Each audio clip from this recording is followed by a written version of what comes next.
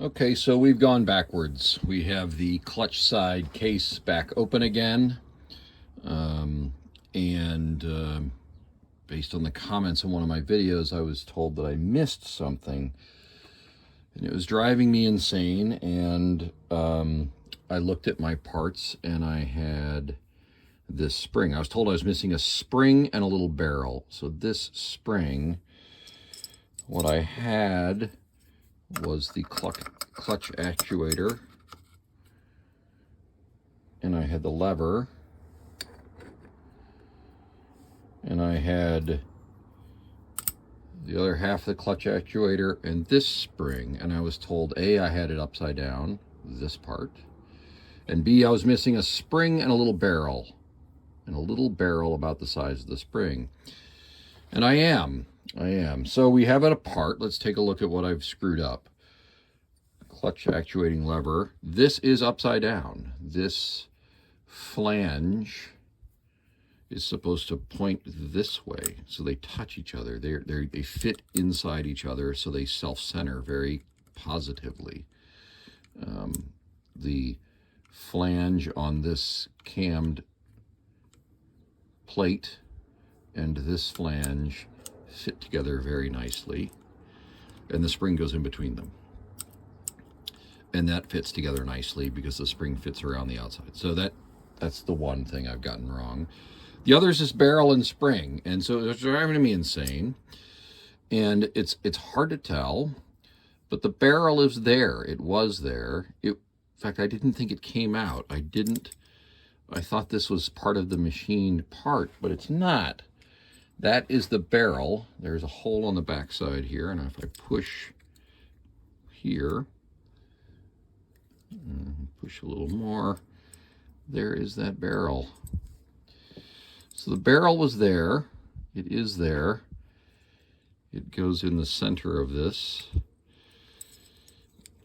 This goes in the bearing here. And I had this little spring, which looks almost like a carburetor spring, but it's much longer and a little bit heavier, and it goes down in the center. And it must push on the adjuster nut on the outside case, because then we have this spring, we have this plate put on correctly, and they all nest together very nicely. So then when this is pressed down against the outside case and the clutch lever actuates, you get a very positive pressure down on the clutch basket. Very positive pressure down on the clutch basket. And that will actuate the clutch. Then this lever goes back and drops in, which is the clutch actuating lever. This is the shift rod when you're shifting gears, so it auto clutches. So that's all now correct with the spring in the barrel that I was informed I was missing. Now I wanted to point out one other thing. So I'm going to take my gasket off. I talked a little bit about the oil screen here, and I said I didn't know which way it went. Well, same viewer pointed out that on one of his videos that it's tapered, and it is. And I kind of thought, well, how much does it taper? Because I didn't notice it. But this end of the screen, besides these little fins, the square block of the oil screen, this is 42 millimeters almost. But this end is about 40, so it's about a 2 millimeter taper. So it goes in so that it tapers. And I suppose you could force it the wrong way, but I thought that was interesting. I must have just by dumb luck got it the right way the first time. So we're back to gasket and putting this case on and putting the screws back on now that this is assembled correctly. I did fidget a little bit last time with putting this case on. I'm hoping that it will go on sort of smoothly.